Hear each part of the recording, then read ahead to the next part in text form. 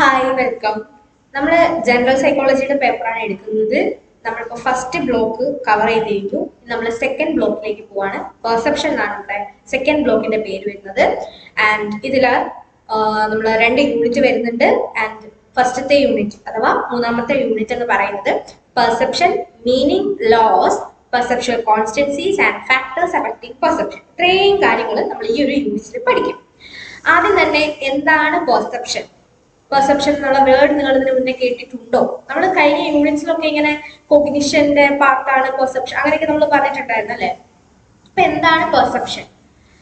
The psychological process responsible for our interpretation of the world is known as perception. Perception നമുക്ക് ഒരു definition കൊടുക്കാമെങ്കിൽ simple ആയിട്ട് നമുക്ക് ഇങ്ങനെ തന്നെ പറയാം. അതായത് നമ്മളുടെ ചുറ്റും നടക്കുന്ന കാര്യങ്ങളെ അല്ലെങ്കിൽ നമ്മുടെ ചുറ്റുമുള്ള എന്ത് കാര്യമായാലും അതിനെ നമ്മൾ ഇന്റർപ്രിറ്റ് ചെയ്യാൻ സഹായിക്കുന്ന നമ്മുടെ സൈക്കോളജിക്കൽ പ്രോസസ്സിനെയാണ് നമ്മൾ പെർസെപ്ഷൻ എന്ന് പറയുന്നത്. ഒരു ഉദാഹരണത്തിന്, നിങ്ങളിപ്പം എവിടെയാണോ നിങ്ങളിപ്പോൾ ഓക്യുപ്പൈഡ് ആയിട്ടുള്ളത്, ഫോർ എക്സാമ്പിൾ ഇപ്പൊ നിങ്ങൾ റൂമിലാണ് ഇരിക്കുന്നതെങ്കിൽ നിങ്ങൾക്ക് ഇപ്പം ചുറ്റും നോക്കിയാൽ ചിലപ്പം വാൾസ് കാണാൻ സാധിക്കും, അല്ലെങ്കിൽ വിൻഡോ ഡോർ കാണാൻ സാധിക്കും, ടേബിൾ ഉണ്ടായിരിക്കാം, ബെഡ് ഉണ്ടായിരിക്കാം, അങ്ങനെ നിങ്ങൾക്ക് പല കാര്യങ്ങളും നിങ്ങളുടെ ചുറ്റും കാണാൻ സാധിക്കും. അപ്പം ഇങ്ങനെയുള്ള കാര്യങ്ങളൊക്കെ ഇതൊരു ടേബിൾ ആണ് അല്ലെങ്കിൽ ഇത് വാൾസ് ആണ് എന്ന് നിങ്ങൾക്ക് ഇന്റർപ്രറ്റ് ചെയ്യാൻ സഹായിക്കുന്ന സൈക്കോളജിക്കൽ പ്രോസസ്സിനെയാണ് പെർസെപ്ഷൻ എന്ന് പറയുന്നത്. നമുക്ക് അവിടെ ഒരു എക്സാമ്പിൾ കാണാനായിട്ട് സാധിക്കും. നമുക്ക് ഇൻട്രൊഡക്ഷൻ പാർട്ടിലേക്ക് നോക്കുമ്പോഴത്തേക്കും അവിടെ ഒരു ഫിഗർ കാണാനായിട്ട് സാധിക്കുന്നുണ്ടല്ലേ. അപ്പം ഇതിൽ ആദ്യത്തെ ആ ഒരു ഫിഗർ നമ്മൾ ആൾക്കാരെ ചോദിച്ചാല് അവര് ചിലപ്പം അത് ഹാറ്റ് ആയിട്ടായിരിക്കും പെർസീവ് ചെയ്യുന്നുണ്ടാവാം. ഇതൊരു ഹാറ്റ് ആണ് എന്നുള്ളത്.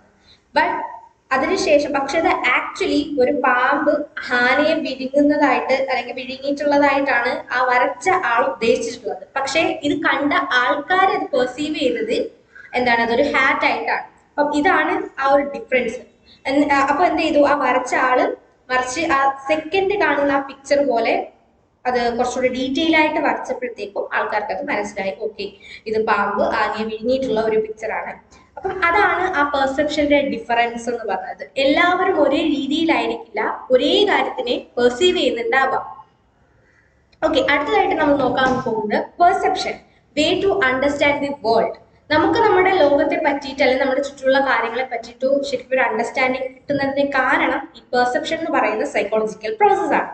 It is A set of process which help us in understanding the world around us. നമ്മൾ പറഞ്ഞ കാര്യം തന്നെ. ഇനി ഈ പെർസെപ്ഷൻ നടക്കുന്നത് 3 സ്റ്റെപ്പിലൂടെയാണ്. ഒന്ന് സെലക്ഷൻ, 2 ഓർഗനൈസേഷൻ, 3 ഇന്റർപ്രിട്ടേഷൻ. സെലക്ഷൻ എന്ന് പറയുമ്പോൾ നമ്മുടെ ബ്രെയിൻ ഹാസ് ലിമിറ്റഡ് കപ്പാസിറ്റി. ഇതിന് നമ്മുടെ ബ്രെയിനിന് ഒരുപാട് കാര്യങ്ങൾ ഒരേ സമയത്ത് അറ്റൻഡ് ചെയ്യാനായിട്ട് സാധിക്കത്തില്ല. വളരെ ലിമിറ്റഡ് കപ്പാസിറ്റിയാണ് ഉള്ളത്. We consciously or unconsciously select some stimuli and ignore others. നമ്മൾ അറിഞ്ഞോ അറിയാതെയോ എന്ത് ചെയ്യും, ചില സ്റ്റിമുലസിനെ എന്ത് ചെയ്യും, അറ്റൻഡ് ചെയ്യും അല്ലെങ്കിൽ സെലക്ട് ചെയ്യും, മറ്റുള്ളതിനെ നമ്മൾ അവോയ്ഡ് ചെയ്യുക അല്ലെങ്കിൽ ഇഗ്നോർ ചെയ്യും. ഇത് നമ്മൾ അറിഞ്ഞും ചെയ്യാം അറിയാതെയും ചെയ്യാം. And the selected stimuli become the attended stimulus. നമ്മൾ ഏത് സ്റ്റിമുലസ് ആണോ സെലക്ട് ചെയ്യുന്നത് അതാണ് അറ്റൻഡഡ് സ്റ്റിമുലസ് എന്ന് പറഞ്ഞാൽ. ഒരു ഉദാഹരണം പറയുകയാണെങ്കിൽ, നിങ്ങളിപ്പം റോഡ് ക്രോസ് ചെയ്യാൻ വേണ്ടിയിട്ട് നിൽക്കുകയാണ്. ആ സമയത്ത് നിങ്ങൾ എന്തൊക്കെ കാര്യങ്ങൾ ശ്രദ്ധിക്കും? നിങ്ങളുടെ ചുറ്റും ഒരുപാട് കാര്യങ്ങളുണ്ട്, പക്ഷെ നിങ്ങൾ അവിടെ ശ്രദ്ധിക്കുന്നുണ്ടാവാം, വണ്ടി വരുന്നുണ്ടോ, നമ്മൾ കടക്കാൻ ഇപ്പൊ 2 വേ റോഡാണെന്നുണ്ടെങ്കിൽ ഏത് സൈഡ് ഓഫ് ദ റോഡിൽ നിന്ന് വണ്ടി വരുന്നുണ്ടോ നോക്കും. പിന്നെ ഇപ്പൊ ട്രാഫിക് ലൈറ്റ് ഉണ്ടെങ്കിൽ അത് റെഡ് ആണോ ഗ്രീൻ ആണോ എന്നുള്ളത് നിങ്ങൾ ചെക്ക് ചെയ്യും. അങ്ങനെ നിങ്ങളുടെ ചുറ്റും വേറെ ആരെങ്കിലും പാസ് ചെയ്യാൻ വേണ്ടി കൂടെ നിൽക്കുന്നുണ്ടോ, അങ്ങനെ നിങ്ങൾക്ക് ആ ഒരു സമയത്ത് എന്താണോ വേണ്ടത് അതിന് എന്താ പറയാ, അതിന് വേണ്ടിയിട്ടുള്ള കാര്യങ്ങളായിരിക്കും നിങ്ങൾ ചുറ്റുമുള്ള രീതിയിൽ നിങ്ങൾ സെലക്ട് ചെയ്യുന്നുണ്ടാവാം. But at the same time അവിടെ വേറെ ഹോട്ടൽ ഉണ്ടായിരിക്കാം, അല്ലെങ്കിൽ വേറെ ടെക്സ്റ്റൈൽസ് ഉണ്ടായിരിക്കാം. അതൊന്നും നിങ്ങൾ ശ്രദ്ധിക്കത്തില്ല, അതൊന്നും നിങ്ങൾക്ക് ആവശ്യമില്ല. അപ്പൊ നമ്മൾ എന്ത് ചെയ്യും, നമ്മുടെ ചുറ്റുമുള്ളതിൽ നിന്ന് നമുക്ക് വേണ്ടുന്ന ചില കാര്യങ്ങൾ മാത്രം അല്ലെങ്കിൽ ചില സ്റ്റിമുലസ് മാത്രം സെലക്ട് ചെയ്തു. ഇതാണ് ഫസ്റ്റ് പെർസെപ്ഷന്റെ പ്രോസസ്, സെലക്ഷൻ. ഇനി രണ്ടാമത്തത് പറയാന്നാണെങ്കിൽ organisation. The stimulus are arranged mentally in a meaningful pattern. ഇപ്പൊ നമ്മൾ ഈ സെലക്ട് ചെയ്ത് വെച്ച സ്റ്റിമുലസ് എല്ലാം ഒരു അർത്ഥമുള്ള രീതിയിൽ നമ്മൾ എന്ത് ചെയ്യാം, മെന്റലി ഓർഗനൈസ് ചെയ്യും അല്ലെങ്കിൽ മെന്റലി അറേഞ്ച് ചെയ്യും. എങ്ങനെയാന്ന് വെച്ചാൽ ഈ ഒരു പ്രോസസ്സ് നടക്കുന്നത് അൺകോൺഷ്യസ്ലി, അവിടെ നമ്മൾ ഒരു എഫേർട്ടും ഇടാതെ തന്നെ അത് താനെ നടക്കുന്ന ഒരു പ്രോസസ്സാണ്. ആൻഡ് എങ്ങനെയാണ് ഈ സ്റ്റിമുലസിനെ നമ്മൾ ഓർഗനൈസ് ചെയ്യുന്നത് എന്ന് പറയുന്നത്, നമ്മൾ എക്സ്പ്ലെയിൻ ചെയ്യുന്നത് ജസ്റ്റാൾട്ട് പ്രിൻസിപ്പിൾസ് വെച്ചിട്ടാണ്. ആൻഡ് ജസ്റ്റാൾട്ട് പ്രിൻസിപ്പിൾസ് നമ്മൾ ഇനി കുറച്ചുകൂടെ കഴിയുമ്പോഴത്തേക്കും പഠിക്കും. അപ്പം ഇതാണ് സെക്കൻഡ് പ്രോസസ് അഥവാ ഓർഗനൈസേഷൻ. മൂന്നാമത്തത് ഇന്റർപ്രിട്ടേഷൻ സ്റ്റേജ് ആണ്. ഇതാണ് നമ്മുടെ പെർസെപ്ഷന്റെ അവസാനത്തെ stage. Meaning is assign to the organised stimulus. ഇപ്പൊ നമ്മൾ സെലക്ട് ചെയ്ത സ്റ്റിമുലസ് നമ്മൾ ഓർഗനൈസ് ചെയ്തു ആൻഡ് ഇനി അത് ഇന്റർപ്രിറ്റ് ചെയ്യാണ്. ഓക്കെ, അതായത് ഇപ്പൊ റോഡ് ക്രോസ് ചെയ്യാൻ വേണ്ടി നമ്മൾ കണ്ട സ്റ്റിമുലസ് എല്ലാം നമ്മൾ സെലക്ട് ചെയ്തു. അതിനുശേഷം നമ്മൾ അതെല്ലാം കൂടെ മെന്റലി എന്ത് ചെയ്യും, ഓർഗനൈസ് ചെയ്യും. ഈ കണ്ട കാര്യങ്ങളെല്ലാം ഒരുമിച്ചാക്കും. അതിനുശേഷം നമ്മൾ അവിടെ ഇന്റർപ്രറ്റ് ചെയ്യുകയാണ്, അല്ലെങ്കിൽ നമ്മൾ അതിന് മീനിങ് കൊടുക്കുകയാണ്. It is safe to cross the road. Okay, ഇപ്പം ക്രോസ് ചെയ്യാം, കുഴപ്പമില്ല എന്നുള്ളത് നമ്മൾ അവിടെ ഇന്റർപ്രറ്റ് ചെയ്യുകയാണ്. ഓക്കെ, അപ്പൊ ഇതാണ് last stage. And interpretation of the stimuli is based on one's experiences, expectations, needs, beliefs and other factors. ഇങ്ങനെ ഒരുപാട് കാര്യങ്ങൾ നമ്മുടെ ഇന്റർപ്രിട്ടേഷനെ ഇൻഫ്ലുവൻസ് ചെയ്യുന്നുണ്ട്. ഒരാളുടെ എക്സ്പീരിയൻസ്, അയാളുടെ expectations, needs, beliefs. Okay, for example ഇപ്പം എന്താ പറയുക, ഒരാൾക്ക് നല്ല വിശന്നിരിക്കുകയാണെന്നുണ്ടെങ്കിൽ അയാൾ ചിലപ്പോൾ സെലക്ട് ചെയ്യുന്നുണ്ടാവുക സ്റ്റിമുലസ് എല്ലാം എന്തായിരിക്കും, ഹോട്ടൽ അല്ലെങ്കിൽ ഫുഡ് റിലേറ്റ് ചെയ്തിട്ടുള്ള കാര്യങ്ങളായിരിക്കും. അപ്പം ഇങ്ങനെ ഈ അയാളുടെ ആ നീഡാണ് അവിടെ എന്ത് ചെയ്യുന്നത്, ഇൻഫ്ലുവൻസ് ചെയ്തിട്ടുള്ള ആ ഒരു ഫാക്ടർ. അങ്ങനെ ഇങ്ങനെ പല കാര്യങ്ങളും ഇന്റർപ്രിട്ടേഷനെ ഇൻഫ്ലുവൻസ് ചെയ്യുന്നുണ്ട്. And this stage is subjective in nature. ഈ പറഞ്ഞ കാര്യങ്ങൾ, ഒരാളുടെ എക്സ്പീരിയൻസ് അല്ലെങ്കിൽ എക്സ്പെക്ടേഷൻ, നീഡ്സ്, ബിലീഫ്സ്, ഇതൊക്കെ എന്ന് പറഞ്ഞാൽ എല്ലാവർക്കും ഒരുപോലെ ആയിരിക്കത്തില്ല. ഓരോ വ്യക്തികൾക്കും ഡിഫറെന്റ് ആയിരിക്കും. അതുകൊണ്ട് തന്നെ ഈ ഒരു സ്റ്റേജ് എന്ന് പറയുന്നത് കംപ്ലീറ്റ്ലി എന്താണ്, സബ്ജക്റ്റീവ് ആണ്. ഓക്കെ, അടുത്ത് നമ്മൾ നോക്കുന്നത് തിയററ്റിക്കൽ അപ്രോച്ചസ് ടു പെർസെപ്ഷൻ ആണ്. രണ്ട് തിയറീസ് ആണ് നമ്മുടെ പെർസെപ്ഷനെ എക്സ്പ്ലെയിൻ ചെയ്യുന്നത്. ടോപ്പ് ഡൗൺ പ്രോസസ്സും ബോട്ടം അപ്പ് പ്രോസസ് അല്ലെങ്കിൽ അപ്രോച്ച് എന്ന് പറയാം. ഇതിൽ ടോപ്പ് ഡൗൺ അപ്രോച്ച് എന്ന് പറയുന്നത് ഇറ്റ് ഈസ് ഇത് ഇൻഡയറക്റ്റ് ആയിട്ടുള്ള ഒരു പ്രോസസ്സാണ്. ഓക്കെ, ആൻഡ് ഇത് എക്സ്പീരിയൻസ് ഡ്രൈവൺ ആയിട്ടാണ് വരുന്നത്. അതായത് നമ്മളൊരു സാധനം അല്ലെങ്കിൽ എന്തൊരു കാര്യത്തിനെയും നമ്മൾ പെർസീവ് ചെയ്യുന്നത് നമ്മുടെ എക്സ്പീരിയൻസിന്റെ ബേസിസിലായിരിക്കും. Okay, Richard Gregory was the strongest advocate of this. അപ്പം ഈ ഒരു തിയറിനെ വളരെ സ്ട്രോങ് ആയിട്ട് എന്താ പറയാ സപ്പോർട്ട് ചെയ്തിട്ടുള്ള ഒരു വ്യക്തിയാണ് റിച്ചാർഡ് ഗ്രിഗറി എന്ന് പറയുന്നത്. ഫോർ എക്സാമ്പിൾ നമ്മളിപ്പോൾ പറയുകയാണെങ്കിൽ നിങ്ങളൊരു ബ്ലറി ഇമേജ് കാണുന്നതായിട്ട് ഇമാജിൻ ചെയ്യുക. ആൻഡ് അതിന് ഏകദേശം എന്താ ഒരു ഷേപ്പ് കാര്യങ്ങളൊക്കെ വരുന്നത് ഒരു ഡോഗിനെ പോലെയാണ്. അപ്പൊ നമ്മൾ ഉടനെ അതെന്താണ്, ഇറ്റ്സ് എ ഡോഗ്. അല്ലെങ്കിൽ നിങ്ങളൊരു നിഴല് കാണുകയാണ്, അപ്പൊ അതിന്റെ ഒരു ഷേപ്പ് വെച്ചിട്ട് നിങ്ങൾ അതിനെയൊക്കെ അതൊരു ഡോഗാണ് അല്ലെങ്കിൽ അത് വേറെ എന്തെങ്കിലും ഒരു വസ്തുവാണ് നിങ്ങൾ എന്ത് ചെയ്യും, നിങ്ങളുടെ എക്സ്പീരിയൻസിന്റെ ബേസ്. കാരണം നിങ്ങൾക്ക് അറിയാം ഏകദേശം ഈ ഒരു സ്ട്രക്ചർ വരുന്നത് ഏത് ജീവിക്കാണ് എന്ന് നിങ്ങൾക്ക് ഓൾറെഡി ആ ഒരു എക്സ്പീരിയൻസ് ഉള്ളത് കൊണ്ടാണ്. അപ്പം ഇങ്ങനെ നിങ്ങൾ ഒറ്റയടിക്ക് അങ്ങ് പെർസീവ് ചെയ്യുന്നതാണ് ടോപ്പ് ഡൗൺ പ്രോസസ്സ് പറയുന്നത് നേരെ. ഓക്കെ, ആൻഡ് രണ്ടാമത്തേതാണ് ബോട്ടം അപ്പ് പ്രോസസ്സിങ്. ഇവിടുത്തെ പെർസെപ്ഷൻ എന്ന് വെച്ചാൽ ഡയറക്റ്റ് ആണ്, ഇങ്ങനെ ഇൻഡയറക്റ്റ് ആയിട്ടല്ല നമ്മളിവിടെ പെർസീവ് ചെയ്യുന്നത്. ആൻഡ് ഇവിടെ പെർസെപ്ഷൻ നടക്കുന്നത് it's A data driven process. എന്ന് പറഞ്ഞാൽ ജസ്റ്റ് എക്സ്പീരിയൻസിന്റെ ബേസിസിലല്ല, നമുക്ക് കിട്ടിയ ഓരോ ഡേറ്റയും എന്ത് ചെയ്തിട്ടാണ് നന്നായിട്ട് ഒബ്സർവ് ചെയ്തിട്ടാണ് ഇവിടെ ഈ ഒരു നമ്മൾ സാധനം പെർസീവ് ചെയ്യുന്നത്. And J.J. Gibson was one of the strongest advocate of the view. മറ്റേ ടോപ്പ് ഡൗണിൽ റിച്ചാർഡ് ഗ്രിഗറി ആയിരുന്നെങ്കിൽ ഇവിടെ J.J. Gibson ആണ് വരുന്നത്. ആൻഡ് ഫോർ എക്സാമ്പിൾ പറയുകയാണെങ്കിൽ നിങ്ങൾക്ക് സെയിം ശരിക്കും ഒരു ഡോഗിനെ കാണുകയാണ് എന്നുണ്ടെങ്കിൽ അതൊരു ഡോഗ് ആണ് എന്ന് നിങ്ങൾ തീരുമാനിക്കുന്നതിനെ ഇൻഫ്ലുവൻസ് ചെയ്യുന്ന കുറെ ഫാക്ടേഴ്സ് ഉണ്ട്. ഓക്കെ, 4 കാലുണ്ട്, അതിന്റെ കളർ ഇങ്ങനെയാണ്, അല്ലെങ്കിൽ ഹെഡ് ഇങ്ങനെയാണ്, ടെയിൽ ഉണ്ട്, അങ്ങനെ ഓരോ കാര്യങ്ങളും നോക്കിക്കൊണ്ട് ഓക്കെ ഇതൊരു ഡോഗാണ് നിങ്ങൾ ഫൈനലൈസ് ചെയ്യുന്ന അങ്ങനത്തെ ഒരു പ്രോസസ്സ് അല്ലെങ്കിൽ ആ ഒരു രീതിയിൽ നിങ്ങൾ പെർസീവ് ചെയ്യുന്നതിനെയാണ് എന്തെന്ന് പറയുന്നത്, ബോട്ടം അപ്പ് പ്രോസസ്സിംഗ് എന്ന് പറയുന്നത്. അപ്പം ഇതാണ് രണ്ട് തിയറീസ് നമ്മുടെ പെർസെപ്ഷനെ ഇൻഫ്ലുവൻസ് അല്ലെങ്കിൽ പെർസെപ്ഷനെ എക്സ്പ്ലെയിൻ ചെയ്യുന്ന രണ്ട് തിയറീസ് എന്ന് പറയുന്നത്. അടുത്തതാണ് സെൻസേഷൻ. നമ്മൾ പറഞ്ഞു കഴിഞ്ഞ യൂണിറ്റ് നമ്മൾ പറഞ്ഞു സെൻസേഷൻ ഒക്കെ നമ്മൾ ഈ യൂണിറ്റിൽ എക്സ്പ്ലെയിൻ ചെയ്യുമെന്നുള്ളത്. ഇപ്പൊ സെൻസേഷൻ എന്ന് വെച്ചാൽ എന്താ, it can be understood as the process of gathering information about the environment using our senses and then transmitting it to the brain for further process. That is perception. അതായത് നമ്മുടെ sense organs വെച്ചിട്ട് അല്ലെങ്കിൽ sense ഓർഗൻസിലൂടെ നമ്മുടെ എൻവയോൺമെന്റിൽ നിന്നുമുള്ള informations നമ്മൾ gather ചെയ്യുകയാണ്. And ഈ കിട്ടിയ ഇൻഫോർമേഷൻസ് പിന്നീട് ഫർദർ പ്രോസസ്സിങ്ങിന് വേണ്ടിയിട്ട് നമ്മുടെ ബ്രെയിനിലേക്ക് ട്രാൻസ്മിറ്റ് ചെയ്യുന്നു. ആ ബ്രെയിനിൽ വെച്ചാണ് നമ്മൾ എന്ത് ചെയ്യുന്നത്, പെർസെപ്ഷൻ എന്ന് പറയുന്ന ആ ഒരു പ്രോസസ്സ് നടക്കുന്നത്. ഓക്കെ, ഇപ്പം ഇങ്ങനെ ഈ ഒരു പ്രോസസ്സിനെയാണ് നമ്മൾ സെൻസേഷൻ എന്ന് പറയുന്നത്. നമുക്കറിയാമല്ലോ, അതായത് നമ്മുടെ കയ്യിൽ ആരെങ്കിലും തൊട്ടാൽ ഓക്കെ എന്നെ ആരോ ടച്ച് ചെയ്തു എന്ന് പറയുന്ന ആ ഒരു സാധനം അല്ലെങ്കിൽ ആ ഒരു കാര്യം നമ്മൾ പെർസീവ് ചെയ്യുന്നതിന് കാരണം ഈ നമ്മുടെ സ്കിന്ന്, നമ്മുടെ സെൻസ് ഓർഗൻ, ഇതിനകത്തു നിന്നുള്ള സെൻസറി റിസപ്റ്റേഴ്സ് എന്ത് ചെയ്യുന്നു, ഇമ്പൾസുകൾ ക്യാരി ചെയ്ത് നമ്മുടെ ബ്രെയിനിൽ എത്തിച്ചതിന് ശേഷം അവിടെ ബ്രെയിനിൽ വെച്ച് നടന്ന പ്രോസസ്സിന്റെ ഫലമാണ് പെർസെപ്ഷൻ എന്ന് പറയുന്നത്. അതിന്റെ ഫലമായിട്ടാണ് നമ്മൾ എന്ത് ഓക്കെ ഒരാൾ എന്നെ തൊട്ടു, ഒരാൾ അല്ലെങ്കിൽ ആരോ എന്നെ തൊട്ടു എന്ന കാര്യം നമ്മൾ സെൻസ് ചെയ്യുന്നത്. ആൻഡ് സെൻസേഷന്റെ പ്രോസസ്സ് നടക്കുന്നത് 3 സ്റ്റെപ്പിലൂടെയാണ്: reception, transduction and interpretation. First step എന്ന് പറയുന്നത് റിസപ്ഷൻ ആണ്. The process of receiving information in the form of light, heat or other physical energy by our sense organs using specialized sensory receptor cells. Okay, അപ്പൊ നമ്മുടെ ഈ പറഞ്ഞ നമ്മുടെ sense ഓർഗൻസിലൂടെ, ഇപ്പൊ ഞാൻ ജസ്റ്റ് മുന്നേ പറഞ്ഞതുപോലെ തന്നെ നമ്മുടെ സെൻസ് ഓർഗൻസിലൂടെ നമുക്ക് കിട്ടുന്ന ഒരു ഫിസിക്കൽ ഫോം ഓഫ് എനർജിയെ നമ്മുടെ സെൻസറി റിസപ്റ്റേഴ്സ് എന്ത് ചെയ്യുകയാണ്, സ്പെഷ്യലൈസ്ഡ് ആയിട്ട്, അതായത് ഓരോ സെൻസസിനും ഓരോ സ്പെഷ്യലൈസ്ഡ് ആയിട്ടുള്ള സെൻസറി റിസപ്റ്റേഴ്സ് ഉണ്ട്. ഇതൊക്കെ നമ്മൾ ബേസിക് ആയിട്ട് ഹൈസ്കൂളിലൊക്കെ അല്ലെങ്കിൽ ഹയർ സെക്കൻഡറിയിലൊക്കെ പഠിക്കുന്നതാണ്. അപ്പം ഇതൊക്കെ എന്ത് ചെയ്യും, ഈ സെൻസറി റിസപ്റ്റർ സെൽസ് ഈ പറയുന്ന ഫിസിക്കൽ ഫോം ഓഫ് എനർജിനെ റിസീവ് ചെയ്യുന്ന ആ ഒരു പ്രോസസ്സാണ് ഫസ്റ്റ് സ്റ്റേജ് എന്തെന്ന് പറയുന്നത്, റിസപ്ഷൻ എന്ന് പറയുന്നത്.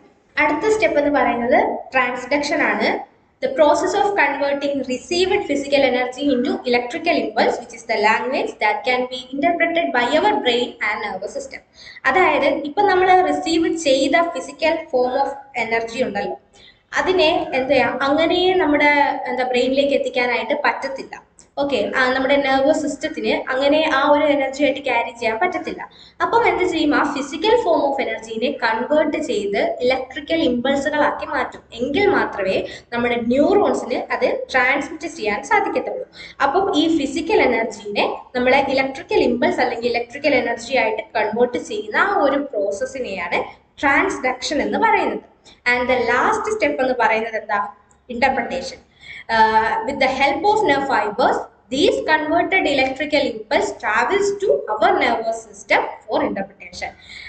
ഇപ്പം ഈ കൺവേർട്ട് ചെയ്ത ഇലക്ട്രിക്കൽ ഇമ്പൾസുകൾ എന്ത് ചെയ്യും, നമ്മുടെ നെർവ് ഫൈബേഴ്സിലൂടെ നമ്മുടെ നെർവസ് സിസ്റ്റത്തിലേക്ക് എത്തും.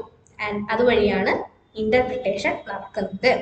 ആൻഡ് ഇവിടെ നമുക്ക് ഓക്കെ, നിങ്ങളുടെ ടെക്സ്റ്റില് പ്രോസസ് ഓഫ് സെൻസേഷൻ എന്ന് പറഞ്ഞിട്ട് ആ ഒരു ടോപ്പിക്കിൽ നമുക്ക് കാണാനായിട്ട് സാധിക്കും. Figure 3.4 process of sensation. അവിടെ ആദ്യമേ സ്റ്റിമുലസ് എനർജി, അത് ലൈറ്റോ സൗണ്ടോ സ്മെല്ലോ ഏതോ ഒരു സ്റ്റിമുലസ് എനർജി എന്ത് ചെയ്യുന്നു, ഇവിടെ ഇപ്പം ലൈറ്റ് എനർജിയാണ് കാണിച്ചിട്ടുള്ളത്. ആ ഒരു പേഴ്സന്റെ കണ്ണിൽ വന്ന് വീഴുന്നു. സെൻസറി റിസപ്റ്റേഴ്സ് ഇവിടെ ഐസ് ആണ്. ഐസിലുള്ള എന്ത് ചെയ്യുന്നുണ്ട്, സെൻസറി റിസപ്റ്റർ സെൽസ് ഇത് റിസീവ് ചെയ്ത് എന്ത് ചെയ്യുന്നു, ന്യൂറോൺസിലേക്ക് എത്തിക്കാൻ. അപ്പൊ അതിന് മുന്നേ അവിടെ ട്രാൻസ്ഡക്ഷൻ നടക്കുന്നുണ്ട്. ഓക്കെ, അങ്ങനെ ഇലക്ട്രിക്കൽ എനർജി ആയിട്ട് അത് മാറി എന്ത് ചെയ്യുന്നു, നമ്മുടെ ബ്രെയിനിലേക്ക്. ഇപ്പം ഇവിടെ നമ്മൾ കാണുന്നത് ആ ഒരു വിഷൻ ആണ് ഇവിടെ നടക്കുന്ന ആ ഒരു പ്രോസസ്സ്. അപ്പം അതുകൊണ്ട് തന്നെ നമ്മുടെ ബ്രെയിനിന്റെ വിഷ്വൽ സെന്റർ ആയിട്ടുള്ള എവിടെയാണ്, ഓക്സിപിറ്റൽ ലോബിലേക്ക്, ആ ഒരു ഏരിയയിലേക്ക് നമ്മുടെ വിഷ്വൽ സെന്റർ എന്ന് പറയുന്നത് ബ്രെയിനിന്റെ ഓക്സിപിറ്റൽ ലോബാണ്. അവിടേക്ക് എത്തുന്നു. അതുവഴിയാണ് നമ്മൾ എന്ത് ചെയ്യുന്നത്, ആ ഒരു കണ്ട ഇമേജ് അല്ലെങ്കിൽ എന്താണ് ഒബ്ജക്റ്റ് എന്നുള്ളത് പെർസീവ് ചെയ്യുന്നത് അല്ലെങ്കിൽ ഇന്റർപ്രറ്റ് ചെയ്യുന്നത്. അപ്പം ഇതാണ് ഇവിടെ നടക്കുന്നത്, സെൻസേഷൻ ടു പെർസെപ്ഷൻ. ഇങ്ങനെയാണ് അവിടെ നടക്കുന്നത്. ഓക്കെ, അടുത്തത് role of attention in perception. നമ്മുടെ പെർസെപ്ഷനിൽ എന്താണ് അറ്റൻഷനുള്ള role? Our senses can register numerous stimuli at a given time, but attentional process help us in selecting relevant stimuli responsible for perception. അതായത് നമ്മുടെ സെൻസസിന് ഇഷ്ടംപോലെ സ്റ്റിമുലസ് എന്ത് ചെയ്യാൻ, രജിസ്റ്റർ ചെയ്യാനുള്ള കഴിവുണ്ട്. പക്ഷേ നമ്മുടെ ഈ ഒരു അറ്റൻഷണൽ പ്രോസസ് ആണ് നമുക്ക് ആവശ്യമായിട്ടുള്ള അല്ലെങ്കിൽ റെലവെന്റ് ആയിട്ടുള്ള സ്റ്റിമുലസ് മാത്രം സെലക്ട് ചെയ്യാൻ വേണ്ടി സഹായിക്കാം. അത് എന്നാൽ മാത്രമേ നമുക്കത് കറക്റ്റായിട്ട് പെർസീവ് ചെയ്യാനായിട്ട് പറ്റത്തുള്ളൂ. Okay, some important functions of attention in context are നമുക്ക് നോക്കാം എന്തൊക്കെയാണ് നമ്മുടെ അറ്റൻഷന്റെ പ്രധാനപ്പെട്ട കുറച്ച് ഫങ്ഷൻസ് എന്തൊക്കെയാണ് നോക്കാം. ഒന്ന്, സെലക്റ്റീവ് അറ്റൻഷൻ. അതായത് the most important function of attention is selectivity.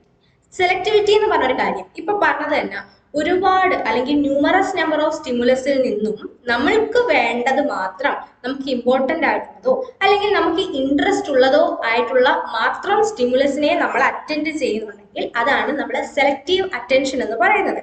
ഇപ്പം എന്താ പറയാ, നൂറുകണക്കിന് കോസ്റ്റ്യൂംസ് അണിഞ്ഞിട്ടുള്ള ആൾക്കാർ നിൽക്കുന്നുണ്ട്. ആൻഡ് എന്താ, നിങ്ങൾ ചിലപ്പം ഡാൻസ് ഇഷ്ടപ്പെടുന്ന ഒരു വ്യക്തിയാണെന്നുണ്ടെങ്കിൽ, ക്ലാസിക്കൽ ഡാൻസ് ഇഷ്ടപ്പെടുന്ന ഒരു വ്യക്തിയാണെന്നുണ്ടെങ്കിൽ, നിങ്ങൾ ചിലപ്പം ഫസ്റ്റ് അതിൽ നിന്ന് ആ കോസ്റ്റ്യൂംസിൽ നിന്ന് നിങ്ങൾ പെട്ടെന്ന് അറ്റൻഡ് ചെയ്യുന്നുണ്ടാവുക ആ ഒരു ഭരതനാട്യത്തിന്റെയോ അല്ലെങ്കിൽ മോഹിനിയാട്ടത്തിനോ ഒക്കെ കോസ്റ്റ്യൂം ചെയ്ത് നിൽക്കുന്ന ആൾക്കാരെ ആയിരിക്കും പെട്ടെന്ന് നിങ്ങൾ എന്ത് ചെയ്യുക, അറ്റൻഡ് ചെയ്യുക. കാരണം നിങ്ങളുടെ ഇൻട്രസ്റ്റ് അതായതുകൊണ്ടാണ്. എപ്പോഴും ഇതായിരിക്കില്ല നടക്കുന്നത്, പക്ഷെ നിങ്ങളുടെ ഇൻട്രസ്റ്റ് ഇതായതുകൊണ്ട് അങ്ങനെ നിങ്ങൾ അത് മാത്രം അറ്റൻഡ് ചെയ്യുന്നു. അപ്പം പക്ഷെ ഇവിടെ ഒരുപാട് സ്റ്റിമുലസ് ഉണ്ടേ. അപ്പം ഇതാണ് സെലക്റ്റീവ് അറ്റൻഷൻ എന്ന് പറഞ്ഞാൽ. ഇനി അടുത്തതാണ് സസ്റ്റൈൻഡ് അറ്റൻഷൻ. അതായത് it is the ability to attend to a stimuli for a longer period of time. അതായത് നിങ്ങൾ അറ്റൻഡ് ചെയ്ത സ്റ്റിമുലൈ ഏതാണോ അതിനെ തന്നെ ഒരുപാട് നേരത്തേക്ക് അറ്റൻഡ് ചെയ്യാൻ നിങ്ങൾക്ക് സാധിക്കുന്നുണ്ടെങ്കിൽ അതിനെയാണ് സസ്റ്റൈൻഡ് അറ്റൻഷൻ. ഫോർ എക്സാമ്പിൾ, ഇപ്പൊ നിങ്ങൾ ക്ലാസ് കേട്ടുകൊണ്ടിരിക്കുകയാണ് ആൻഡ് ഈ ക്ലാസ് നിങ്ങൾക്ക് തുടക്കം തൊട്ട് അവസാനം വരെ കേൾക്കാൻ സാധിക്കുന്നുണ്ടെങ്കിൽ അവിടെ നിങ്ങൾക്ക് സസ്റ്റൈൻഡ് അറ്റൻഷൻ ഉണ്ട്. ജസ്റ്റ് കേട്ടാൽ പോരാ, അറ്റൻഡ് ചെയ്ത് നിങ്ങൾക്ക് ഫസ്റ്റ് തൊട്ട് അവസാനം വരെ അറ്റൻഡ് ചെയ്യാൻ സാധിക്കുന്നുണ്ടെങ്കിൽ അതിനെയാണ് സസ്റ്റൈൻഡ് അറ്റൻഷൻ എന്ന് പറയുന്നത്. അടുത്തത് നമ്മൾ നോക്കാൻ പോകുന്നതാണ് ലോസ് ഓഫ് ഓർഗനൈസേഷൻ അഥവാ ജസ്റ്റാൾട്ട് പ്രിൻസിപ്പിൾസ്. നമ്മൾ നേരത്തെ പറഞ്ഞു നമ്മുടെ പെർസെപ്ഷന്റെ 3 സ്റ്റേജസ്. അതിലെ സെക്കൻഡ് സ്റ്റേജ് ആയ ഓർഗനൈസേഷനെ അതിനെ എക്സ്പ്ലെയിൻ ചെയ്യുന്നത് നമ്മുടെ ജസ്റ്റാൾട്ട് പ്രിൻസിപ്പിൾസ് ആണ്, അഥവാ ലോസ് ഓഫ് ഓർഗനൈസേഷൻസ് ആണ്. അതാണ് നമ്മളിപ്പോൾ നോക്കാൻ പോകുന്നത്. In the early 20th century, 3 German psychologists, Max Wertheimer, Wolfgang Köppler, and Kurt Kofka, proposed new principles for explaining perception called as Gestalt principles. അതായത് 20th സെഞ്ചുറിയിൽ നമ്മുടെ ജസ്റ്റാൾട്ട് സ്കൂൾ ഓഫ് സൈക്കോളജിയിലെ ഇമ്പോർട്ടൻ്റ് ആയിട്ടുള്ള 3 വ്യക്തികളാണ് max വെർത്തിമർ, Wolfgang കോപ്ലർ, Kurt കോഫ്ക. അപ്പം ഇവർ 3 പേരും കൂടെ ചേർന്നിട്ട് നമ്മുടെ പെർസെപ്ഷനെ എക്സ്പ്ലെയിൻ ചെയ്യാനായിട്ട് പുതിയ കുറച്ച് പ്രിൻസിപ്പിൾസ് കൊണ്ടുവന്നു. ആ പ്രിൻസിപ്പിൾസിനെയാണ് ജസ്റ്റാൾട്ട് പ്രിൻസിപ്പിൾ എന്ന് പറയുന്നത്. The literal meaning of gestalt is form or configuration. Okay, gestalt എന്ന് പറഞ്ഞാൽ നമ്മൾ അതിന്റെ മീനിങ് എടുക്കുകയാണെങ്കിൽ അതിന്റെ ഫോം അല്ലെങ്കിൽ കോൺഫിഗറേഷൻ ആയിരിക്കും ആ ഒരു മീനിങ് വരിക. ആൻഡ് ഈ ജസ്റ്റാൾട്ട് സൈക്കോളജിയുടെ പ്രിമൈസ് എന്ന് പറയുന്നത് whole is greater than the sum of it parts. Okay, ഇങ്ങനെ കേട്ടാൽ ചിലപ്പോൾ നിങ്ങൾക്ക് അത് മനസ്സിലായെന്ന് വരില്ല. അതായത് ഇപ്പം ഏതൊരു കാര്യത്തിന്റെ ആയാലും പല പല ഭാഗങ്ങളും നമ്മൾ കൂട്ടിച്ചേർക്കുന്നതിനേക്കാളും അത് ഹോളായിട്ട് പെർസീവ് ചെയ്യുന്നതാണ് ഇമ്പോർട്ടൻറ്റ്, അല്ലെങ്കിൽ ഹോളായിട്ട് പെർസീവ് ചെയ്യുന്നതാണ് ബെറ്റർ എന്നുള്ള ഒരു കാര്യമാണ് ഇവരെ എക്സ്പ്ലെയിൻ ചെയ്യുന്നത്. ഇനിയും മനസ്സിലാവാത്തവർക്ക് ഇനി നമ്മൾ ഇത് എക്സ്പ്ലെയിൻ ചെയ്യുമ്പോഴത്തേക്കും കുറച്ചുകൂടെ മനസ്സിലാകും. Some important gestalt laws. ഇനിയാണ് നമ്മൾ പ്രധാനപ്പെട്ട ലോസിലേക്ക് പോകുന്നത്. First one is the law of proximity. This law states that objects or elements that are close to one another in space are perceived as belonging together or forming a group. അതായത് എന്ത് objects ആയാലും എന്ത് elements ആയാലും അടുത്തടുത്തിരിക്കുന്നത് നമ്മൾ കണ്ടാൽ okay ഇതൊരു group അല്ലെങ്കിൽ ഇതൊരു ടീം എന്ന് ഞാൻ ജസ്റ്റ് പറഞ്ഞതേ ഉള്ളൂ. ഇതൊരു ഗ്രൂപ്പായിട്ട് നമ്മൾ എന്ത് ചെയ്യും, അങ്ങ് കരുതും. എക്സാമ്പിൾ പറയാനായിട്ടാണെങ്കിൽ ഇവിടെ ലോ ഓഫ് പ്രോക്സിമിറ്റി നിങ്ങളുടെ ടെക്സ്റ്റ് ബുക്കിൽ ഫിഗർ 3.7 നോക്കുകയാണെന്നുണ്ടെങ്കിൽ അവിടെ നിങ്ങൾക്ക് കാണാനായിട്ട് സാധിക്കും കുറേ ഇൻഡിവിജ്വൽ സർക്കിൾസ് ഉണ്ട്. അവിടെ നമ്മൾ ആദ്യം നോക്കുമ്പോൾ എന്താ 1 2 3 4 5 6 ഒരു 6 കോളം സർക്കിൾസ് നമ്മൾ എന്ത് ചെയ്യും, ഓക്കെ ഇതൊരു ഗ്രൂപ്പ്, ഇനി അടുത്ത 2 കോളം അതൊരു ഗ്രൂപ്പ്, അടുത്തൊരു ഗ്രൂപ്പ്, അങ്ങനെ നമ്മൾ മൊത്തത്തിൽ ഒരു 4 ഗ്രൂപ്പ് ഓഫ് സർക്കിൾസ് ഉള്ളതായിട്ട് അങ്ങ് പെർസീവ് ചെയ്യും. പക്ഷെ ആക്ച്വലി ഇതെല്ലാം എന്താ ഓരോരോ സർക്കിൾസ് ആണ്. പക്ഷെ അടുത്തിരിക്കുന്നത് കൊണ്ട് മാത്രം നമ്മൾ അതിനെ എന്ത് ചെയ്യുന്നു, ഗ്രൂപ്പ് ചെയ്യുന്നു. ആ ഒരു ടെൻഡൻസി അതിനെയാണ് നമ്മൾ ലോ ഓഫ് പ്രോക്സിമിറ്റി എന്ന് നമ്മൾ പറയുന്നത്. മനസ്സിലായെന്ന് വിശ്വസിക്കുന്നു. അടുത്തതാണ് ലോ ഓഫ് സിമിലാരിറ്റി. ഈ പറഞ്ഞ പോലെ തന്നെ നമ്മൾ പ്രോക്സിമിറ്റിയിൽ അടുത്തടുത്തിരിക്കുന്ന വസ്തുക്കളെ ഗ്രൂപ്പ് ആക്കിയെങ്കിൽ സിമിലാരിറ്റിയിൽ എന്തായിരിക്കും, സെയിം ആയിട്ടുള്ള വസ്തുക്കളെ നമ്മൾ എന്ത് ചെയ്യും, ഗ്രൂപ്പ് ആക്കും. എക്സാമ്പിൾ നോക്കുമ്പോൾ മനസ്സിലാകും. അതായത് ഇവിടെ നിങ്ങൾക്ക് ഇതേപോലെ കുറെ സർക്കിൾസ് കാണാം. വൈറ്റ് സർക്കിൾസ് ഉണ്ട് ഫിഗർ 3.8 വൈറ്റ് സർക്കിൾസ് ഉണ്ട്, ബ്ലാക്ക് സർക്കിൾസ് ഉണ്ട്. അപ്പൊ നമ്മൾ എന്ത് ചെയ്യും? വെള്ള സർക്കിൾ എല്ലാം എന്താണ്? കേതു ചുറ്റും, ബ്ലാക്ക് ആയിട്ടുള്ളതെല്ലാം അടുത്ത ഗ്രൂപ്പ്, അങ്ങനെ ഗ്രൂപ്പ് ചെയ്യും. ബട്ട് ആക്ച്വലി ഇതെല്ലാം ഇൻഡിവിജ്വൽ സർക്കിൾസ് ആണ്. സ്പെസിഫിക് പ്ലേസിൽ എന്ത് ചെയ്യുന്നു, അല്ലെങ്കിൽ പൊസിഷൻസിൽ പ്ലേസ് ചെയ്തിരിക്കുന്നു എന്ന് മാത്രമേ ഉള്ളൂ. പക്ഷെ നമ്മളുടെ ആ ഒരു ടെൻഡൻസി. ഓക്കെ, അടുത്തൊരു ലോ ആണ് ലോ ഓഫ് കണ്ടിന്യൂറ്റി അഥവാ ഗുഡ് കണ്ടിന്യൂവേഷൻ. ഇപ്പൊ പറഞ്ഞ അതേ കാര്യങ്ങൾ തന്നെ. The tendency to perceive figures in continuation rather than in parts. അതായത് നമുക്കിങ്ങനെ പാർട്ടായിട്ട് പെർസീവ് ചെയ്യുന്നതിന് പകരം അത് കണ്ടിന്യൂസ് ആയിട്ട് പെർസീവ് ചെയ്യുന്നത്. എക്സാമ്പിൾ പറയുമ്പോൾ മനസ്സിലാകും. അവിടെ ഫിഗർ ഉണ്ട്, ഫിഗർ 3.9. അവിടെ നമുക്ക് കുറേ സർക്കിൾസ് കാണാനായിട്ട് സാധിക്കുന്നുണ്ട്. ഓക്കെ, അല്ലെങ്കിൽ ഡോട്ട്സ് എന്നോ പറയാം. അപ്പം ഈ ഡോട്ട്സ് എന്ത് ചെയ്യുക? നമ്മൾ എന്ത് ചെയ്യും? ഓക്കെ, ഇതിങ്ങനെ വളഞ്ഞിട്ടുള്ള ഒരു ലൈനാണ്, അത് കണ്ടിന്യൂസ് ആയിട്ട് ലൈനല്ല, കണ്ടിന്യൂസ് ആയിട്ട് ഇങ്ങനെ ഒരു പാറ്റേണിൽ പോയിരിക്കുന്നു എന്ന് നമ്മൾ പെർസീവ് ചെയ്യും. ബട്ട് ആക്ച്വലി അവിടെയും എന്താണ്? ഇൻഡിവിജ്വൽ സർക്കിൾസ് ആണ്, സ്പെസിഫിക് ആയിട്ടുള്ള അല്ലെങ്കിൽ പർട്ടിക്കുലർ പൊസിഷൻസിൽ പ്ലേസ് ചെയ്തിരിക്കുന്നത് മാത്രമേ ഉള്ളൂ. പക്ഷെ നമ്മുടെ ആ ഒരു ടെൻഡൻസി വെച്ചിട്ട് അല്ലെങ്കിൽ ലോ ഓഫ് കണ്ടിന്യൂറ്റി വെച്ചിട്ട് നമുക്കത് എന്ത് ചെയ്യാൻ? അതൊരു കണ്ടിന്യൂസ് പാറ്റേൺ ആയിട്ട് നമ്മൾ പെർസീവ് ചെയ്യുകയാണ് ചെയ്യുന്നത്. ഇതാണ് ലോ ഓഫ് കണ്ടിന്യൂറ്റി അഥവാ ഗുഡ് കണ്ടിന്യൂവേഷൻ. ഇനി അടുത്തൊരു ലോ ആണ് ലോ ഓഫ് ക്ലോഷർ എന്ന് പറയുന്നത്. ഇവിടെ നടക്കുന്നത് tendency to perceive stimulus as closed shape even with some missing parts. അതായത് ഒരു ഫിഗർ ഇപ്പൊ മിസ്സിംഗ് പാർട്ട് ഉണ്ടെങ്കിൽ പോലും നമ്മൾ അതിനെ എന്ത് ചെയ്യും? അതൊരു കംപ്ലീറ്റ് ഫിഗർ ആയിട്ട് പെർസീവ് ചെയ്യും. എക്സാമ്പിൾ ഇവിടെ കൊടുത്തിട്ടുണ്ട് ഫിഗർ 3.10 ടെക്സ്റ്റ് ബുക്കിൽ. ഓക്കെ, അവിടെ നിങ്ങൾക്ക് എന്ത് ചെയ്യും? ആ കാണുന്ന ഫിഗർ പാണ്ട എന്ന് നമ്മൾ പെർസീവ് ചെയ്യും. ബട്ട് ആക്ച്വലി അതൊരു കംപ്ലീറ്റ് ഫിഗർ ആണോ? അല്ല. അവിടെ കുറച്ച് എന്താ പറയാ, ബ്ലാക്ക് കളറിൽ ഇങ്ങനെ ഡ്രോ ചെയ്തിട്ടുണ്ടെന്നേ ഉള്ളൂ. അതൊരു പാണ്ടയായിട്ട് അവർ വരച്ചിട്ടില്ല. ബട്ട് നമ്മൾ പെർസീവ് ചെയ്യുന്നു, ഓക്കെ അതൊരു ഹോൾ ഫിഗർ ആണ്, അതൊരു പാണ്ടയാണെന്ന് പെർസീവ് ചെയ്യുന്നു. ഓക്കെ, ഇതാണ് ഇവിടെ സംഭവിക്കുന്നത്. ഇവിടെ ലോ ഓഫ് ക്ലോഷറിൽ സംഭവിക്കുന്നത്. ഇനി അടുത്തൊരു ലോ ആണ് ലോ ഓഫ് കോമൺ റീജിയൻ അഥവാ common fate. Stimuli moving in similar directions are perceived as belonging to same group. ഒരേ ഡയറക്ഷനിൽ മൂവ് ചെയ്യുന്ന സ്റ്റിമുലസ് എല്ലാം ഗ്രൂപ്പാണ് എന്ന് കരുതും. ഇവിടെ നിങ്ങൾക്ക് എന്ത് ചെയ്യാനായിട്ട് ഒരു 3.11 ഫിഗർ 3.11 നോക്കിയാൽ കാണാൻ സാധിക്കും.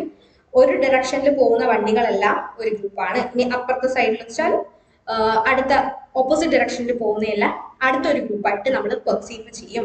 ഇത് ഇപ്പം മൂവ് ചെയ്യുന്നതിന്റെ കാര്യത്തിൽ മാത്രമല്ല, ഇപ്പൊ റീജിയന്റെ കേസ് പറയാന്നുണ്ടെങ്കിൽ ഇപ്പൊ നമ്മുടെ ക്ലാസ് റൂമിൽ ചെല്ലുമ്പം സ്റ്റുഡൻസ് ഇങ്ങനെ പലരും കുറച്ച് പേര് ഒരിടത്ത് കുറച്ച് പേര് അടുത്ത സ്ഥലത്ത്. അപ്പൊ നമ്മൾ എന്ത് ചെയ്യും? ഈ ഒരു സ്പെസിഫിക് റീജിയനിൽ ഇരിക്കുന്നവരെല്ലാം ഒരു ഗ്രൂപ്പ്, അടുത്തൊരു സ്പെസിഫിക് റീജിയനിൽ ഇരിക്കുന്നവരെല്ലാം അടുത്ത ഗ്രൂപ്പ്, അങ്ങനെ നമ്മൾ ഗ്രൂപ്പ് ചെയ്യും.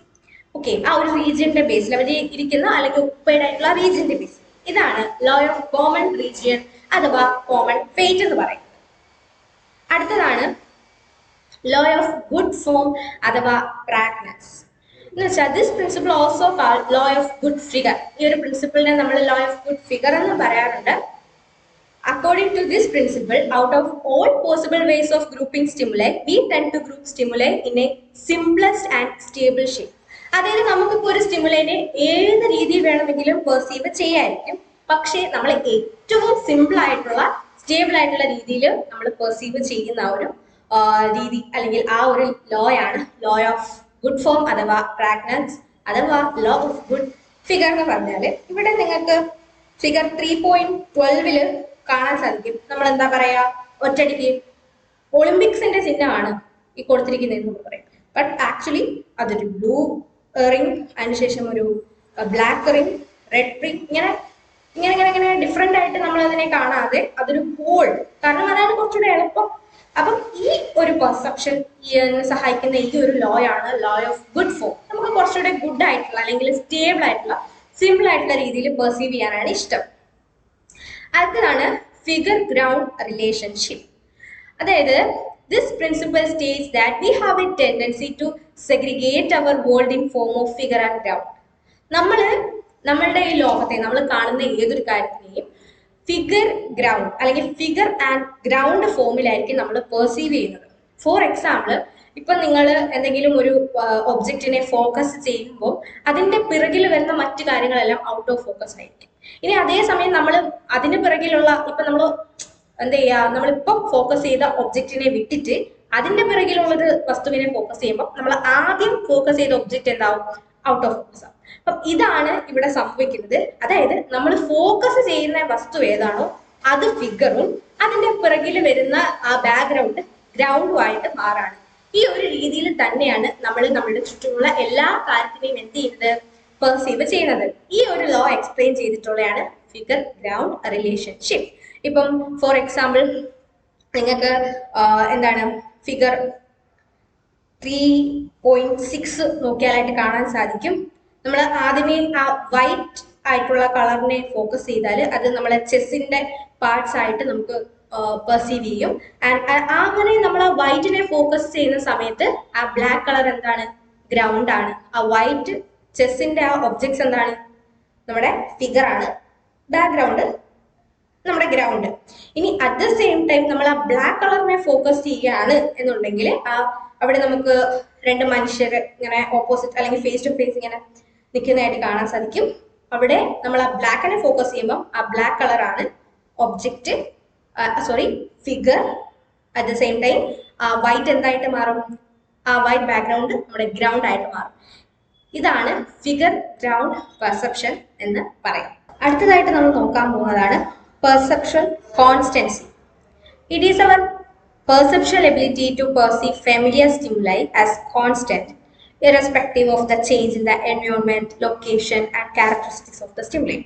നമുക്ക് അറിയാവുന്ന അല്ലെങ്കിൽ നമ്മൾ ഫെമിലിയർ ആയിട്ടുള്ള ഒരു സ്റ്റിമുലൈനെ അതിൻ്റെ ഇപ്പോൾ ലൊക്കേഷൻ ചേഞ്ച് ചെയ്താലോ, അത് അതിൻ്റെ എൻവയോൺമെന്റ് ചേഞ്ച് ചെയ്താലോ, അതിൻ്റെ എന്തെങ്കിലും ക്യാരക്ടറിസ്റ്റിക്സ് മാറിയാലോ ഒന്നും നമ്മൾ എന്ത് ചെയ്യില്ല, അതിനെ എന്താ പറയാ ഡിഫറെൻ്റ് ആയിട്ട് പെർസീവ് ചെയ്യില്ല. അതിനെ സ്റ്റേബിൾ ആയിട്ട് തന്നെ, കാരണം നമുക്ക് ഫെമിലിയർ ആയിട്ടുള്ള ഒബ്ജക്റ്റ് ആണത്. ഓക്കെ, അപ്പൊ അത് ശ്രദ്ധിക്കുക. ഫെമിലിയർ സ്റ്റിമുലസിന്റെ കാര്യമാണ് പറയുന്നത്. അതിനെ നമ്മൾ എന്ത് ചെയ്യും, ഈ പറഞ്ഞ കാര്യങ്ങളൊക്കെ ചേഞ്ച് ചെയ്താലും നമ്മൾ അതിനെ കോൺസ്റ്റന്റ് ആയിട്ട് പെർസീവ് ചെയ്യും. ഇതിനെയാണ് പെർസെപ്ച്വൽ കോൺസ്റ്റൻസി എന്ന് പറയുന്നത്. ആൻഡ് പല ടൈപ്പ് ഉണ്ട്. First one is the size constancy. എന്താന്ന് വെച്ചാല് നമ്മുടെ റെറ്റിനൽ ഇമേജ് ചേഞ്ച് ചെയ്താലും നമ്മൾ അല്ലെങ്കിൽ നമ്മുടെ ബ്രെയിൻ ആ ഒബ്ജക്റ്റിനെ പെർസീവ് ചെയ്യുന്ന സൈസ് മാറില്ല. ഓക്കെ, ഫോർ എക്സാമ്പിൾ സൈസ് കോൺസ്റ്റൻസിയുടെ ഫിഗർ 3.13 3.13 നോക്കുമ്പോഴത്തേക്കും അവിടെ എന്താ പറയാ കുറച്ച് ആൾക്കാരെ നമുക്ക് കാണാനായിട്ട് സാധിക്കും. ബട്ട് എന്താണ് അവിടെ സൈസ് നോക്കിക്കേ, വളരെ ചെറുതാണ്. ബട്ട് നമുക്കറിയാം ആക്ച്വലി ഇത്രയും ചെറുതല്ല മനുഷ്യരെന്ന് പറഞ്ഞാൽ നമുക്ക് അറിയാം അവരുടെ സൈസ് എന്ന് പറഞ്ഞാൽ എത്രയായിരിക്കും എന്നുള്ളത്. ബട്ട് ഈ ഒരു പിക്ചറിൽ ഇങ്ങനെ കണ്ടു എന്നും പറഞ്ഞുകൊണ്ട് നമ്മൾ പെർസീവ് ചെയ്യുന്ന സൈസ് ഡിഫറെന്റ് ആയിരിക്കില്ല, കാരണം നമുക്കത് ഫെമിലിയർ ആയിട്ടുള്ള ഒരു ഒബ്ജക്റ്റ് ആയതുകൊണ്ട്. മനസ്സിലായോ? അല്ലെങ്കിൽ നമുക്കിപ്പോൾ അറിയാം, നമ്മളിപ്പം ദൂരെ നിന്ന് വലിയ ഒരു ടവർ കാണുകയാണ് എന്നുണ്ടെങ്കിൽ നമുക്ക് ആ ടവർ വേണമെങ്കിൽ നമ്മുടെ ഈ ഒരു ഫിംഗേഴ്സിന്റെ ഗ്യാപ്പിലൊക്കെ നമ്മൾ ഇങ്ങനെ വെച്ച് നോക്കാറുണ്ട്. അത്രയുമാണ് സൈസ്. പക്ഷെ നമുക്കറിയാം ഇതിന്റെ ആക്ച്വൽ സൈസ് ഇത്രയും അല്ല, നമ്മളെക്കാളും ഒരുപാട് ഒരുപാട് ഒരുപാട് വലുതാണ് നമുക്ക് അറിയാം. അപ്പൊ ഇതാണ് ഈ ഒരു എന്താ പറയാ പെർസെപ്ച്വൽ കോൺസ്റ്റൻസി ആണ് സൈസ് കോൺസ്റ്റൻസി. ഇനി ഷേപ്പ് കോൺസ്റ്റൻസി നോക്കുമ്പോൾ സെയിം കാര്യം തന്നെയാണ്, ബട്ട് ഡിഫറെന്റ് എന്ന് പറഞ്ഞാൽ നമ്മൾ അതിന്റെ ഷേപ്പ് ഡിഫറെന്റ് ആയിട്ട് പെർസീവ് ചെയ്യില്ല, ഷേപ്പ് കോൺസ്റ്റന്റ് ആയിട്ട് തന്നെ പെർസീവ് ചെയ്യുന്നു എന്നുള്ളതാണ് സൈസ് കോൺസ്റ്റൻസിയെ വെച്ച് നോക്കുമ്പോൾ ഇവിടെ വരുന്ന ഒരു മാറ്റം. എക്സാമ്പിൾ പറയാനായിട്ട് ടെക്സ്റ്റിൽ തന്നെ ടെക്സ്റ്റ് ബുക്കിനകത്ത് ഫിഗർ 3.14 നോക്കുമ്പോഴത്തേക്കും നമുക്ക് ഒരു ഡോറിനെ പല രീതിയിൽ അടച്ച് അല്ലെങ്കിൽ തുറന്ന് വെച്ചിരിക്കുന്നതായിട്ട് കാണാൻ സാധിക്കും. ഏത് രീതി നോക്കിയാലും ആ നാലാമത്തെ പിക്ചർ നോക്കിയാൽ പോലും ഒരു വര പോലെയാണ് കാണുന്നതെങ്കിലും നമുക്കറിയാം ഡോറിന്റെ ഷേപ്പ് അല്ലെങ്കിൽ എങ്ങനെയാണെന്നുള്ളത് കറക്റ്റ് ആയിട്ട് നമുക്കറിയാം. ഇങ്ങനെ ഈ വരയാണ് കാണുന്നതെങ്കിലും നമ്മളത് ഓക്കെ അതൊരു ഡോറാണ് നമ്മൾ പെർസീവ് ചെയ്യും, അല്ലെങ്കിൽ അതിന്റെ ഷേപ്പ് കോൺസ്റ്റന്റ് ആയിരിക്കും തന്നെ നമ്മൾ പെർസീവ് ചെയ്യുന്നുണ്ടാവാം. ഓക്കെ, ഇതിനെയാണ് ഷേപ്പ് കോൺസ്റ്റൻസി എന്ന് പറയുന്നത്. ഇനി കളർ ആൻഡ് ബ്രൈറ്റ് കോൺസ്റ്റൻസി നോക്കുമ്പോൾ ഫിഗർ 3.15 നോക്കുമ്പോഴത്തേക്കും ഒരു റോസ് ഒരു ഗ്രീൻ എന്താ പറയാ ആ ബാക്ക്ഗ്രൗണ്ടിൽ വെച്ചിരിക്കുകയാണ് അല്ലെ. അപ്പം പക്ഷെ നമ്മൾ ആ കളർ വളരെ ബ്രൈറ്റ് ആയിട്ടുണ്ടെങ്കിലും നമുക്കറിയാം ആക്ച്വൽ സൈസ് ആക്ച്വൽ കളർ അല്ലെങ്കിൽ ഇതിന്റെ ആയാലും ആ ഗ്രാസിന്റെ ആയാലും ബ്രൈറ്റ്നസ് എത്രത്തോളമാണ് ആക്ച്വലി എന്ന് നമുക്ക് അറിയാം. നമ്മൾ അത് ആ രീതിയിൽ തന്നെ ആയിരിക്കും പെർസീവ് ചെയ്യുന്നുണ്ടാവുക. ഓക്കെ, കളറ് മാറ്റിയിട്ടോ അല്ലെങ്കിൽ ബ്രൈറ്റ്നസ് മാറ്റിയിട്ടോ ഒന്നും ആയിരിക്കില്ല നമ്മൾ എന്ത് ചെയ്യുന്നത്, പെർസീവ് ചെയ്യുന്നുണ്ടാവുക. നമ്മുടെ ആ ഒരു പെർസെപ്ഷൻ കോൺസ്റ്റന്റ് ആയിട്ട് ആയിരിക്കും ഉണ്ടാവുക. അതിനെയാണ് കളർ അല്ലെങ്കിൽ ബ്രൈറ്റ്നസ് കോൺസ്റ്റൻസി എന്ന് പറയുന്നത്. അടുത്ത നമ്മൾ നോക്കുന്നത് എന്തൊക്കെ ഫാക്ടേഴ്സ് ആണ് നമ്മുടെ പെർസെപ്ഷനെ അഫക്ട് ചെയ്യുന്നത് എന്നുള്ളതാണ്. അതായത് ഫാക്ടേഴ്സ് അഫക്റ്റിംഗ് പെർസെപ്ഷൻ. ഒന്നാമത്തെ ഫാക്ടർ നമ്മൾ നോക്കുന്നത് എഫക്റ്റ് ഓഫ് മോട്ടിവേഷൻ അല്ലെങ്കിൽ നീഡ്. നമുക്ക് ഇപ്പം എക്സാമ്പിൾ ആയിട്ട് പറയാനാണെങ്കിൽ വളരെ ഭയങ്കരമായിട്ട് വിശന്നിരിക്കുന്ന ഒരു സമയത്ത് ഫുഡിന്റെ ചെറിയൊരു മണം അടച്ചാലും നമ്മൾ എന്ത് ചെയ്യും, വേഗത്തിൽ നമ്മൾ ആ മണം നമുക്ക് എന്ത് ചെയ്യും, പെർസീവ് ചെയ്യും. ഫുഡിന്റെ മണം അടിച്ചാൽ എപ്പോഴും പെർസീവ് ചെയ്യും, പക്ഷെ വിശന്നിരിക്കുന്ന സമയത്ത് ചെറിയൊരു മണം പോലും നമ്മൾ എത്ര ദൂരെ നിന്നായാലും നമ്മളത് പെർസീവ് ചെയ്യും. അല്ലെന്നുണ്ടെങ്കിൽ ഇപ്പൊ എന്താ പറയാ, ഇത് നമ്മൾ അറ്റൻഷന്റെ ഒക്കെ എക്സാമ്പിൾ ആയിട്ട് പറയാൻ പറ്റുന്ന ഒരു കാര്യം. നമ്മളിപ്പോ വിശന്നിരുന്നാലും പെട്ടെന്ന് ആദ്യം ഹോട്ടലിൽ ശ്രദ്ധിക്കും. വിശന്നിരിക്കുന്ന സമയത്ത് അല്ലെങ്കിൽ റെസ്റ്റോറന്റ് ആയിരിക്കും അല്ലെങ്കിൽ ബേക്കറി ഒക്കെ ആയിരിക്കും നമ്മൾ ആദ്യം കണ്ടു കിടക്കുന്നത്, അല്ലെങ്കിൽ ഫുഡിന്റെ പടമുള്ള ഫ്ലെക്സ് ഒക്കെ ആയിരിക്കും, ഫുഡ് റിലേറ്റഡ് കാര്യങ്ങളായിരിക്കും ആദ്യം അറ്റൻഡ് ചെയ്യുക. അതുപോലെ തന്നെ നമ്മളിപ്പോൾ പെർസീവ് ചെയ്യുന്ന സമയത്ത് നമ്മുടെ ആ ഒരു മോട്ടിവേഷൻ അല്ലെങ്കിൽ നീഡ് അനുസരിച്ചായിരിക്കും നമ്മൾ ഓരോ കാര്യങ്ങളെ പെർസീവ് ചെയ്യുന്നുണ്ടാവുക. രണ്ടാമത്തെ ഒരു ഫാക്ടറാണ് എഫക്ട് ഓഫ് എക്സ്പെക്ടേഷൻ അല്ലെങ്കിൽ പെർസെപ്ഷൻ കോൺസ്റ്റൻസി, പെർസെപ്ഷൻ എക്സ്പെക്ടൻസി. നമ്മുടെ ഫിഗർ ഇപ്പം നോക്കിയേ, ഫിഗർ 3.16 നോക്കുമ്പോഴത്തേക്കും എങ്ങനെ വായിക്കാം, 12, 13, 14.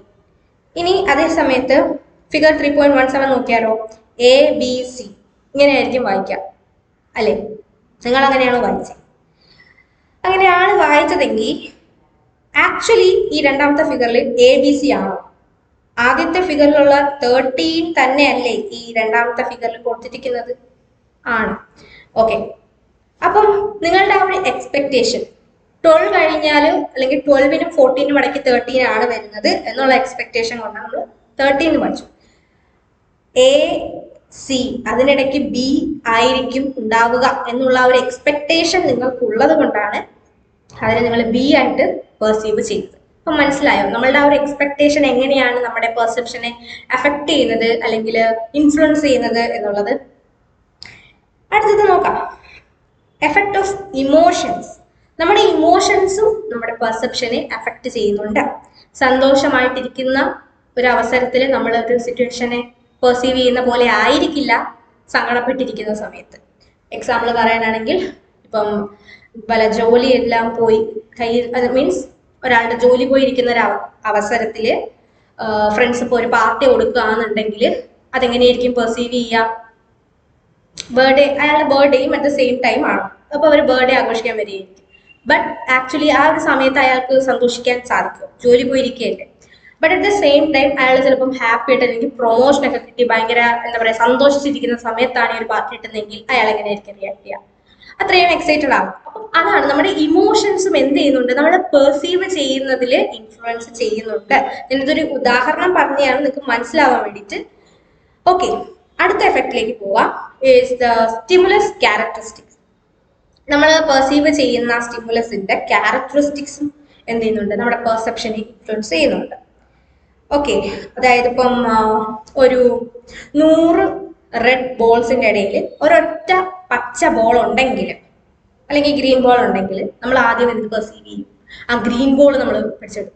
അതെന്തുകൊണ്ടാണ്? ആ ഒരു സ്റ്റിമുലസിന്റെ ആ ഒരു ഡിഫറെന്റ് അല്ലെങ്കിൽ യുണീക്ക് ക്യാരക്ടറിസ്റ്റിക്സ് കൊണ്ടാണ് അല്ലെ? ആ ഒരു കളർ എന്ന് പറയുന്ന ആ ഒരു ഫാക്ടർ കൊണ്ടാണ്. അപ്പം ഇതുപോലെ ഓരോ സ്റ്റിമുലസിന്റെയും പല ക്യാരക്ടറിസ്റ്റിക്സും നമ്മൾ അതിനെ പെർസീവ് ചെയ്യുന്നതിനെ ഇൻഫ്ലുവൻസ് ചെയ്യുന്നുണ്ട്. അടുത്തത് നോക്കുമ്പോൾ എഫക്ട് ഓഫ് എക്സ്പീരിയൻസ്.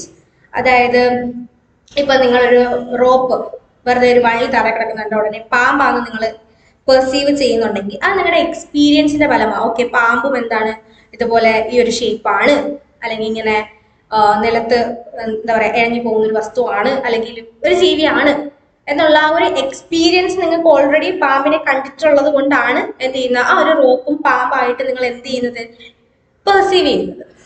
മനസ്സിലായല്ലോ? ഇനി അടുത്തത് എഫക്ട് ഓഫ് കൾച്ചർ. യെസ്, കൾച്ചറും നമ്മുടെ പെർസെപ്ഷനെ ഇൻഫ്ലുവൻസ് ചെയ്യുന്നുണ്ട്. ഇവിടെ എക്സാമ്പിൾ ആയിട്ട് ഫിഗർ 3.20 നോക്കുമ്പോഴത്തേക്കും ഇങ്ങനെ ഇങ്ങനെ പിടിച്ചിരിക്കുന്ന ഒരു ഫിഗർ കാണാനായിട്ട് സാധിക്കും അല്ലെ? ആക്ച്വലി നമ്മൾ ഇന്ത്യയിൽ എന്താ പറയുന്നത്, സൂപ്പർ അടിപൊളി എന്നൊക്കെ ആയിരിക്കും അല്ലേ. പക്ഷേ ഇത് നമ്മുടെ മെഡിറ്ററേനിയൻ കൺട്രീസിലോട്ട് നോക്കിയാൽ ഇതൊരു സെക്ഷൽ ഇൻസൾട്ട് ആണ്. അവിടെ ചെന്നത് കാണിക്കുകയാണെങ്കിൽ പിടിച്ച് ജയിലിലിടും. ഇനി അതേസമയം ജാപ്പാനിലാണെങ്കിൽ എന്താണ്, ഇത് മണി റിലേറ്റ് ചെയ്തിട്ടുള്ള എന്തോ ഒരു ജസ്റ്റർ ആണ്. അപ്പൊ നമ്മുടെ കൾച്ചർ മാറുന്നതനുസരിച്ച് ഇതിന്റെ അർത്ഥവും മാറുന്നു. ഈ ഒരു സൂപ്പർ അല്ലെങ്കിൽ അടിപൊളി എന്ന് പറഞ്ഞിട്ട് നമ്മള് ജപ്പാനിൽ വല്ലതും പോയി കാണിച്ചാൽ എന്താണ്, അവർക്കത് മനസ്സിലാവില്ല. അവരത് മണി റിലേറ്റഡ് എന്തോ എന്ന് കരുതും. മനസ്സിലായില്ലേ? അപ്പം ഇതാണ് കൾച്ചറിന്റെ എന്ത് നമ്മുടെ പെർസെപ്ഷനിലുള്ള ഇൻഫ്ലുവൻസ് എന്ന് പറയുന്നത്. ഓക്കെ, അങ്ങനെ നമ്മുടെ യൂണിറ്റ് 3 ഇവിടെ അവസാനിച്ചിരിക്കുകയാണ്. നമ്മൾ എന്തൊക്കെയാണ് ഈ ഒരു യൂണിറ്റിൽ നിന്ന് പഠിച്ചത് എന്ന് നമുക്കൊന്ന് നോക്കാം. Perception, way to understand the world. Okay, അതിൽ നമ്മൾ സ്റ്റേജസ് ഓഫ് പെർസെപ്ഷൻ ഇതൊക്കെയാണ്. സെലക്ഷൻ, ഓർഗനൈസേഷൻ, ഇന്റർപ്രിട്ടേഷൻ പഠിച്ചു.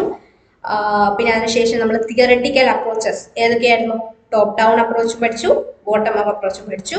അതിനുശേഷം നമ്മൾ സെൻസേഷൻ, പ്രോസസ് ഓഫ് സെൻസേഷൻ എങ്ങനെയാണ്, 3 സ്റ്റേജസ് ആയിരുന്നു. അതിന് നമ്മൾ പഠിച്ചിട്ടുണ്ടായിരുന്നത് റിസപ്ഷൻ, ട്രാൻസ്ഡക്ഷൻ, ഇന്റർപ്രിട്ടേഷൻ. അതിനുശേഷം നമ്മൾ role of attention in perception എന്താണെന്ന് നമ്മൾ നോക്കി. അതിനുശേഷം നമ്മൾ Gestalt principles, laws of organisation ഏതൊക്കെയായിരുന്നു, ലോ ഓഫ് പ്രോക്സിമിറ്റി പഠിച്ചു, law of similarity, law of closure, law of continuity അഥവാ good continuation, law of common region or common fate, law of good form അഥവാ practice. ഇത്രയും കാര്യങ്ങൾ നമ്മൾ ഇതിൽ പഠിച്ചിട്ടുണ്ടായിരുന്നു. അതിനുശേഷം നമ്മൾ പെർസെപ്ച്വൽ കോൺസ്റ്റൻസി പഠിച്ചു. അതിൽ തന്നെ പല പല perceptual constancy, size, shape, colour or brightness constancy പഠിച്ചു. അതിനുശേഷം നമ്മൾ അവസാനമായിട്ട് പഠിച്ചത് ഫാക്ടേഴ്സ് അഫക്റ്റീവ് പെർസെപ്ഷൻ ആണ്.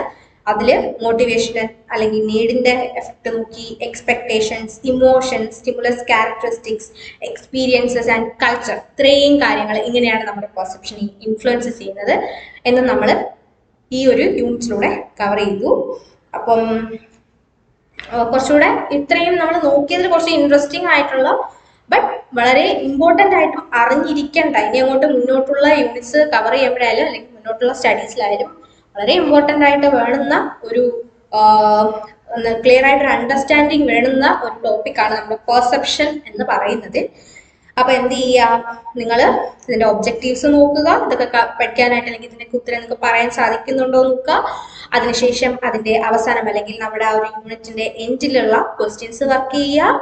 ഓക്കെ, ഡൗട്ട്സ് ഒക്കെ ഉള്ളത് കൂടുതൽ എക്സാമ്പിൾസ് നിങ്ങൾ തന്നെ സെർച്ച് ചെയ്ത് പഠിക്കുക. കുറച്ചുകൂടെ ഇൻട്രസ്റ്റിംഗ് ആയിട്ടുള്ള വേയിൽ പഠിക്കുന്നതായിരിക്കും ഈസി. ഓക്കെ, എക്സാമ്പിൾസ് വെച്ച് പഠിക്കുന്ന അതായിരിക്കും വളരെ എളുപ്പം.